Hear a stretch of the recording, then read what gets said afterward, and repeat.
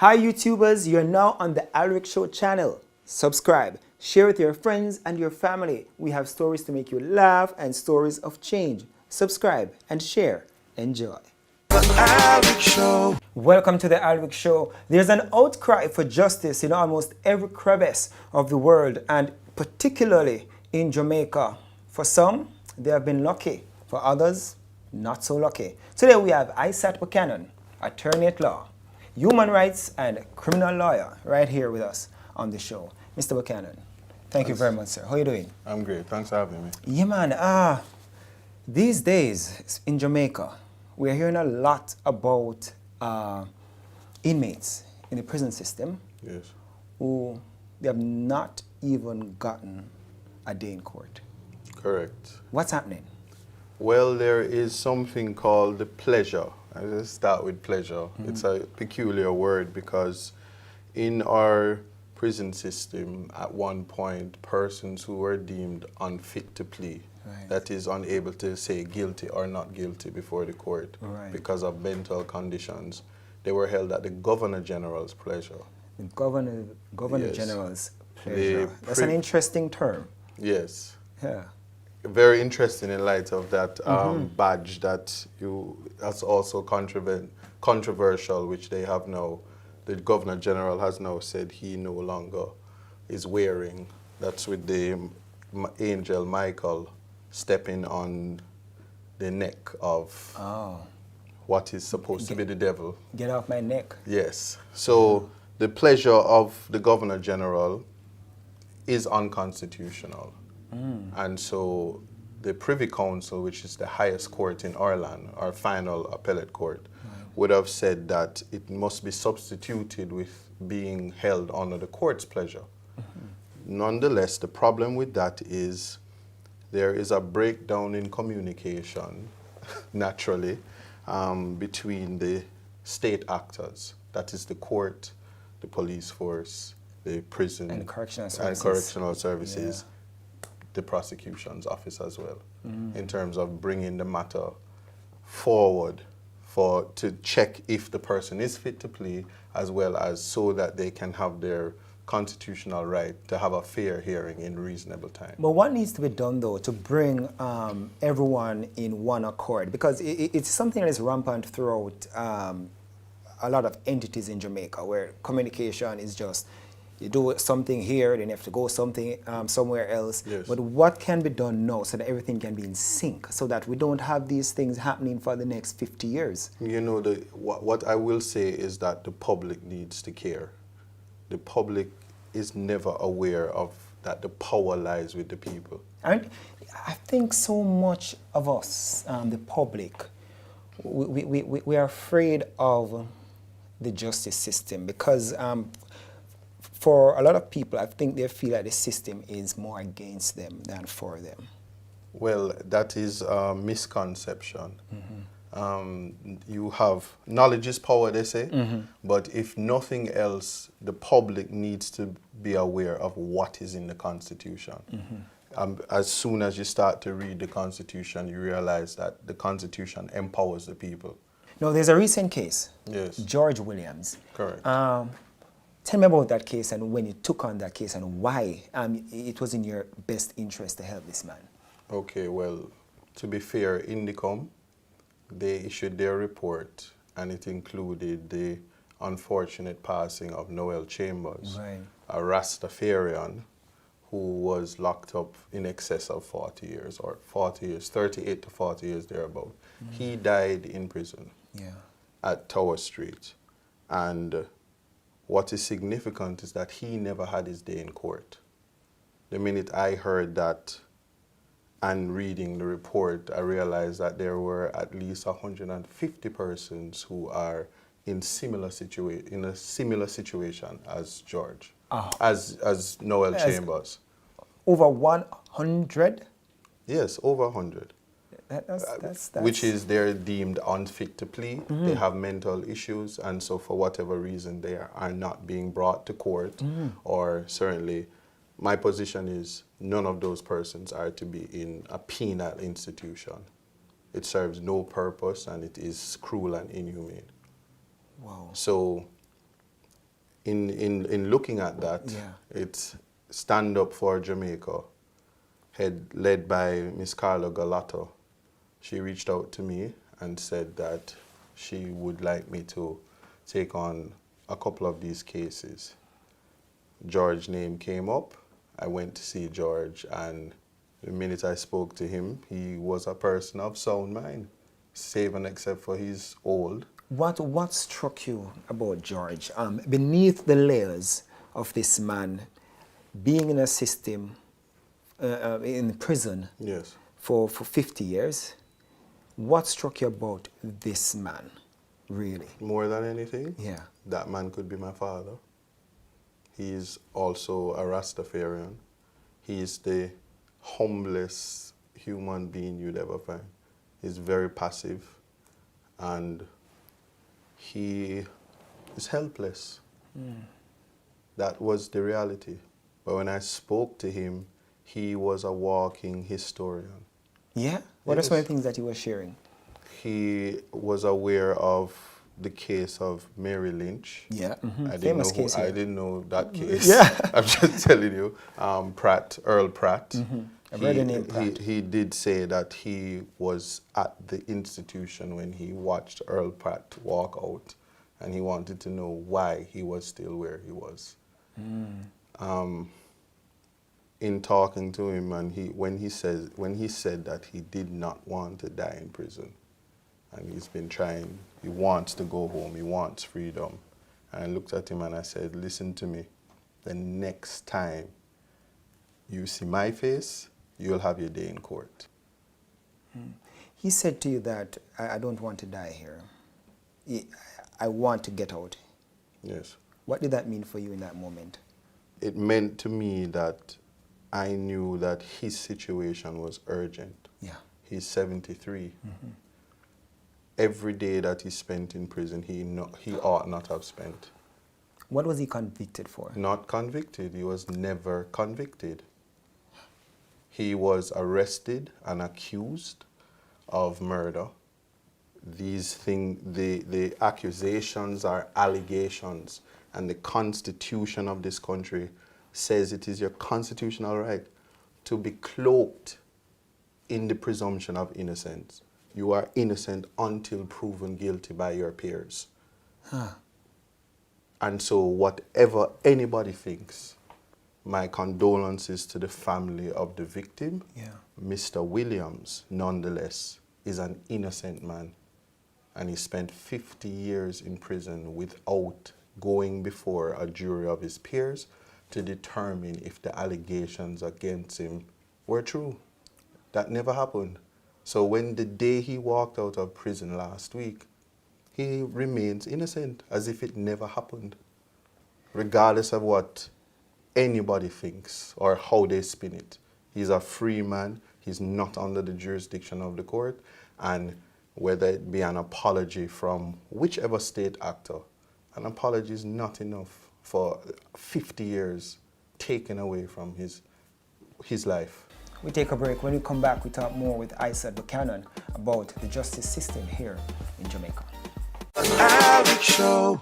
Welcome back to the show. We continue our conversation with attorney at law Isat Buchanan as we talk about persons who are locked up in the prison system without being convicted for over 10 years, 20 years, 30 years, 40, 50 years.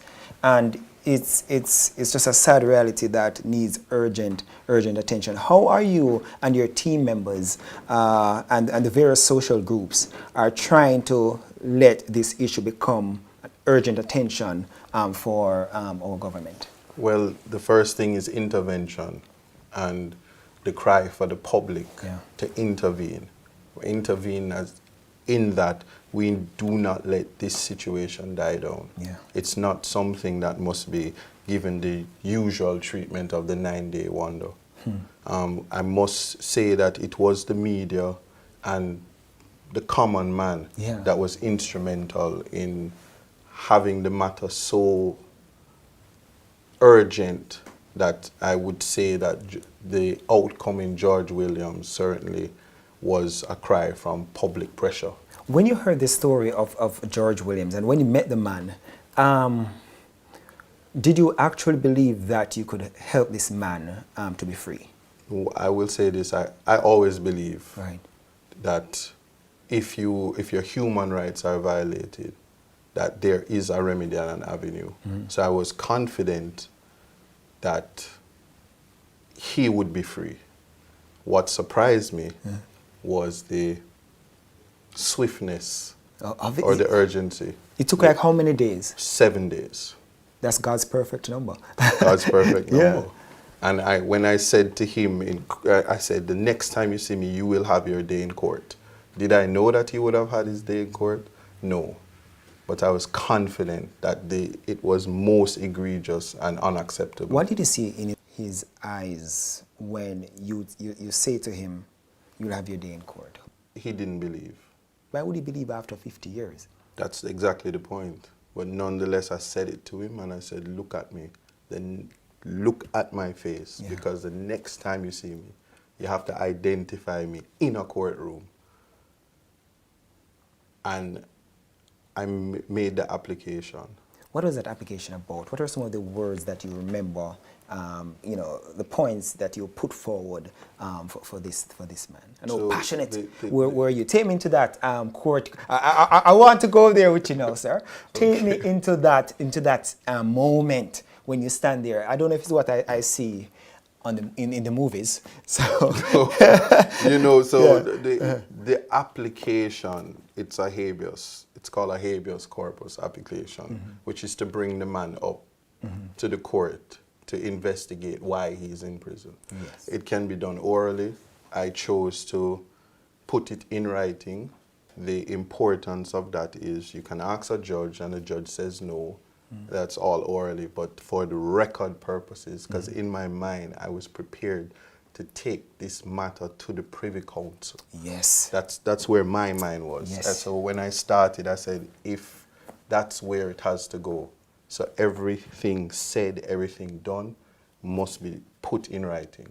So if I ask the judge something and she says no, I said, please put it in writing. I need the response in writing. So many students. And to establish the record. So many students who are now studying law.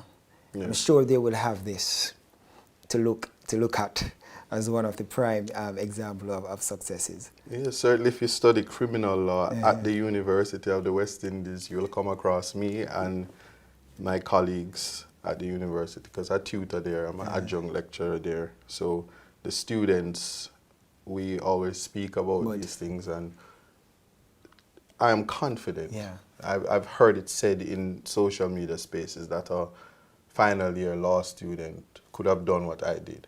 And I agree, because I teach most of them. Yeah, of course, of course, yeah. But what is important is, we have to use the law to enforce the rights of citizens. Citizens. But in particular, persons incarcerated, there's a perception that they have no rights. That is not true. I wanted to know, what was that power line that you put forward for George Apicor? The power line, you remember? So the power line, I just remember that the grounds that we asked for was to say, if the prosecution did not have the file, it must be dismissed for want of prosecution. So the court had the inherent jurisdiction to do that. Similarly, that the prosecutor had the power to enter a null prosecute, which she actually did. But also the most powerful thing in that whole application was the affidavit of George himself. His words, I don't want to die in prison. And I have great respect for the Honorable Justice Stephanie Jackson Hazley. Right. She read the affidavit and she said, I'm troubled, I'm concerned. I want to see him. Bring him before me, which is the effect of the habeas corpus. And she brought him that day, and the court waited on George. What was his reaction when when George heard you're a free man? Freedom. He said freedom. He said freedom. But he was alert. The judge said, Mr. Williams. He said, hey. That's the first time he spoke. and said, "You're free to go." I don't think he appreciated what that was. I asked him, I said, "What is it what's the first thing you're going to do?" He says he wants rice and butter. Oh. His simplicity is humbling, but beautiful. Yes. We take a break. When we come back, we talk more with Isat Buchanan, his personal experiences, and why he's so passionate about helping the helpless. Alex Show. Welcome back to the Alex Show. We're talking with Isat Buchanan, human rights and criminal lawyer. He himself was convicted years ago in prison. Now he's helping people to come out of prison. We talk more with Isat right now. Isat, Yes. you would have had your personal experiences with the prison system Yes. in Jamaica and overseas. Correct. Help me to understand your early years, what happened, and how this has fueled you to ensure that the ordinary man can get his freedom and can get justice.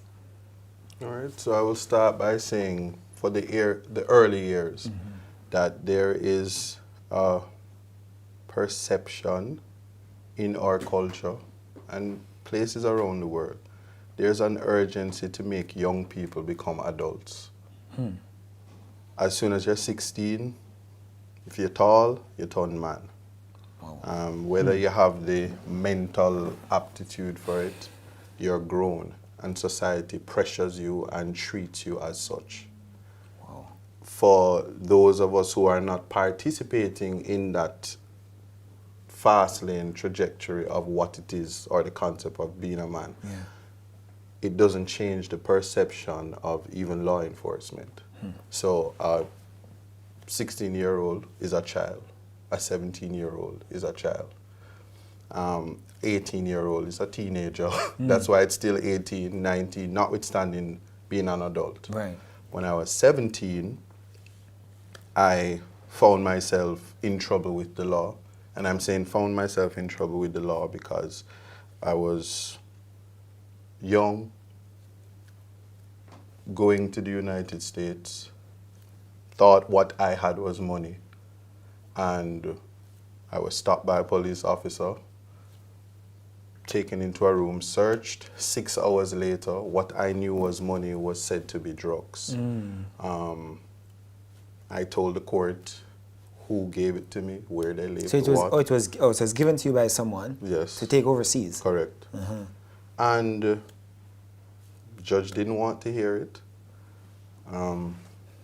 From there, I had an attorney who, I don't think he was a very good attorney, but Bert Samuels intervened. And if not for Bert Samuels, situation would have been much worse. Could have been a George.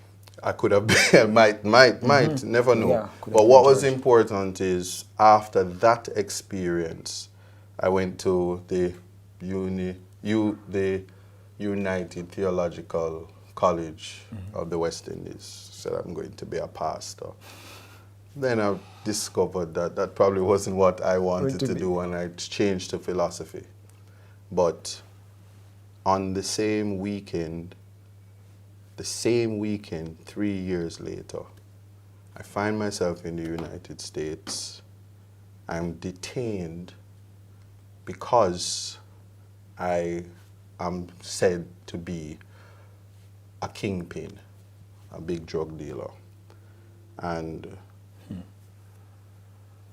at the end of the indictment, I just know that I was convicted for conspiring with myself and was given a 10-year sentence because a police officer in this jurisdiction was given a green card to come to America to say what happened in my juvenile case. So they never had those records, and I was sentenced. My time was doubled because of that.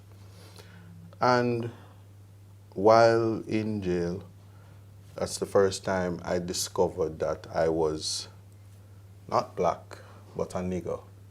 Wow. It's the first time I started to see there were differences in societies and levels of human beings. Wow. How old were you? 20.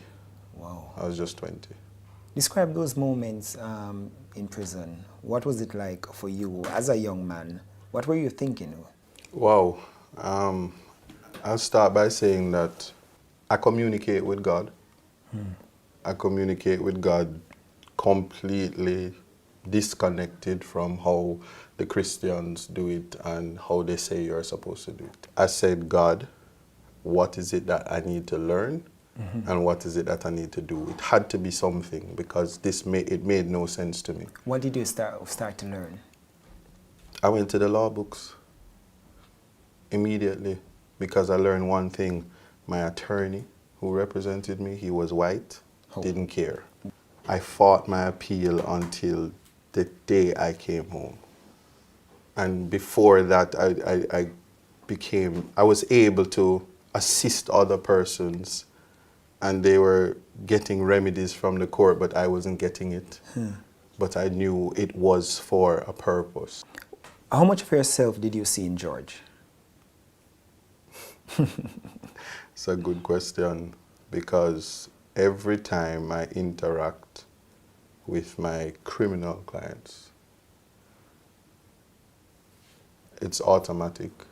It's like you're living your own experience again. Over and over.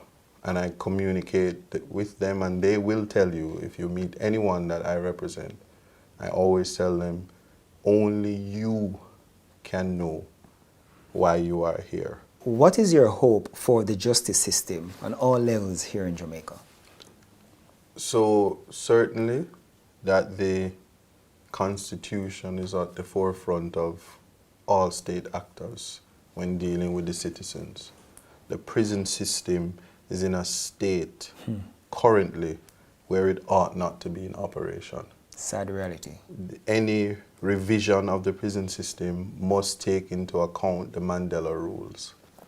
It's extensive. The United Nations and international bodies have adopted the approach, the Mandela approach. The respect. We need bathrooms for the inmates.